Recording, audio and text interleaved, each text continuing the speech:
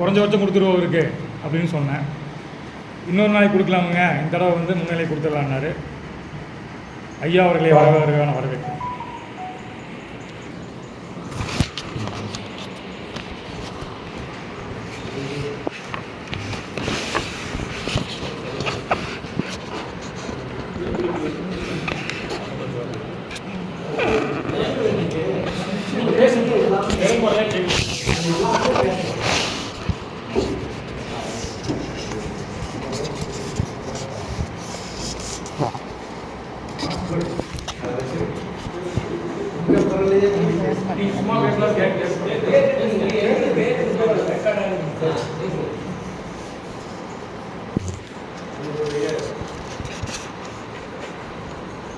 கோவை மாநகர்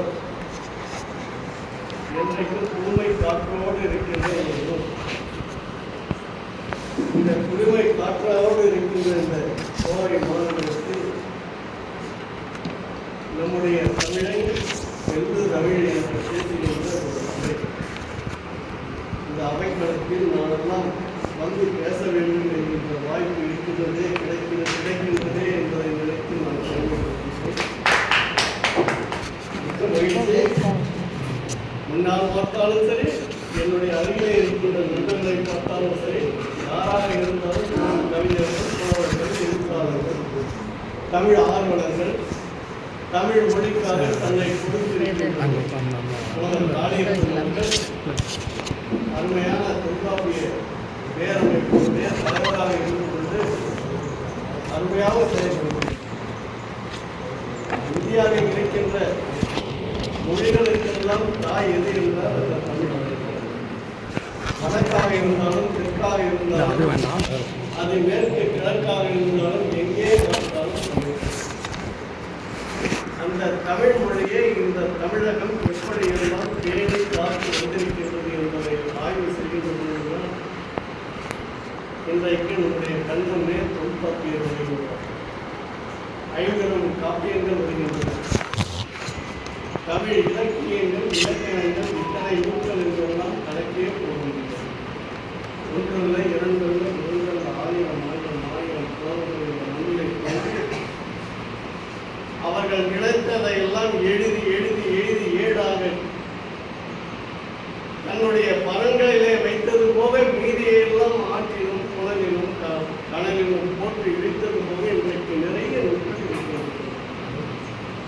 அந்த நூல்கள் வரிசையிலே இன்றைக்கும் எழுத்தாளர்களாக இன்றைக்கு நிறைய பேர் இருந்திருக்கிறார்கள்.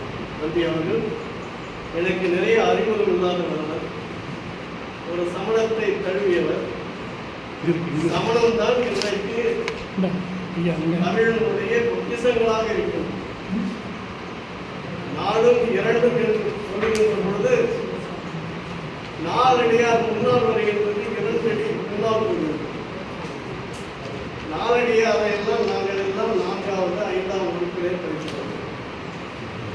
திருக்குறளை தொடர்ந்து 11ஆம் வகுப்பு வரையிலே படிக்கிறோம். நம்முடைய இலக்கியங்களை எல்லாம் கதைகளாக, கவிதைகளாக பேசியவர்கள் மாணவர் மன்றத்திலே நல்லதாக பேசுகிறார். என்னுடைய ஆசிரியர் குழந்தைகள் எல்லாம் அத்தனை பேரும் தொல்காப்பியர்கள் தான்.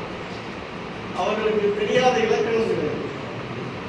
அவர்கள் எந்த புத்தகத்தை பாடம் நடத்த வேண்டும் என்றாலும் அந்த பாடத்தை, அந்த புத்தகத்தை அப்படியே மூடி வைத்துவிட்டு அவர்களுடைய வாய்மொழியிலே பேசுகின்றவர்களெல்லாம் கேட்டு கேட்டு கேட்டு நாங்கள் எல்லாம் அயர்ந்து தூங்கி விடுவோம்.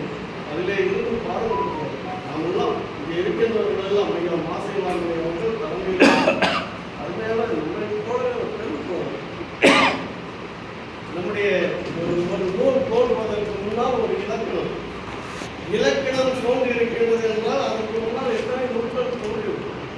தொல்காப்பியருடைய ஆண்டு 3000 ஆண்டு ஆண்டு 7000 ஆண்டு. யார் இதையெல்லாம் வரையறை செய்வது?